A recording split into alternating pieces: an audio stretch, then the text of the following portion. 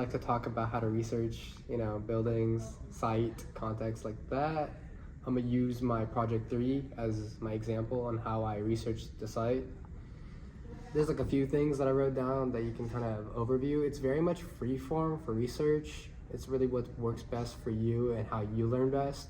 For me, it was looking at existing elements on my site, looking at the historical aspects of my site, and just overall doing a lot of research on what aspect of the site I want to include when it comes to my design process.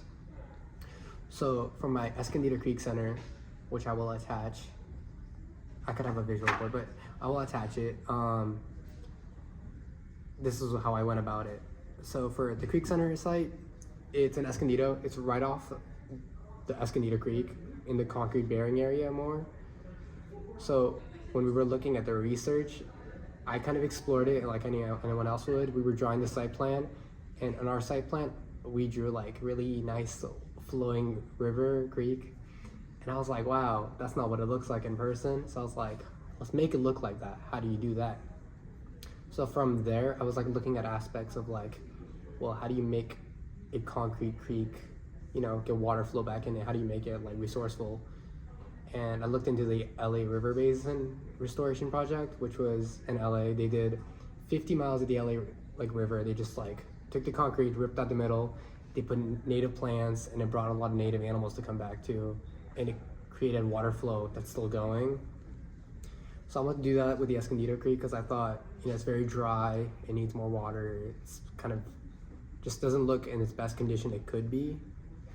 So for that, I just research where it begins and where it ends. So I didn't even know this, and I've lived in Escondido my whole life. But basically, the creek starts all the way in Valley Center, and it goes all the way to the beach.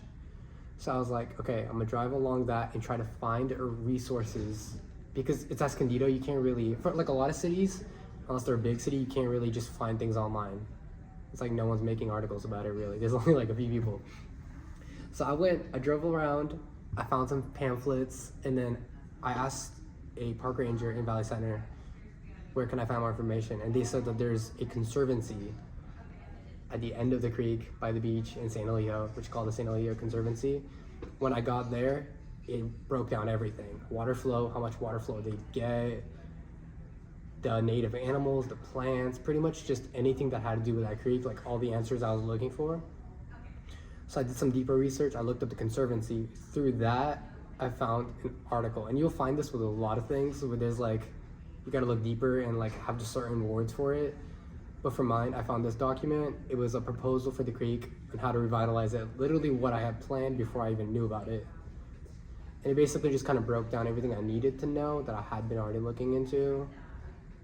And within that, you just kind of, I don't know, the community center specifically for that project, the program was based on what we wanted to do.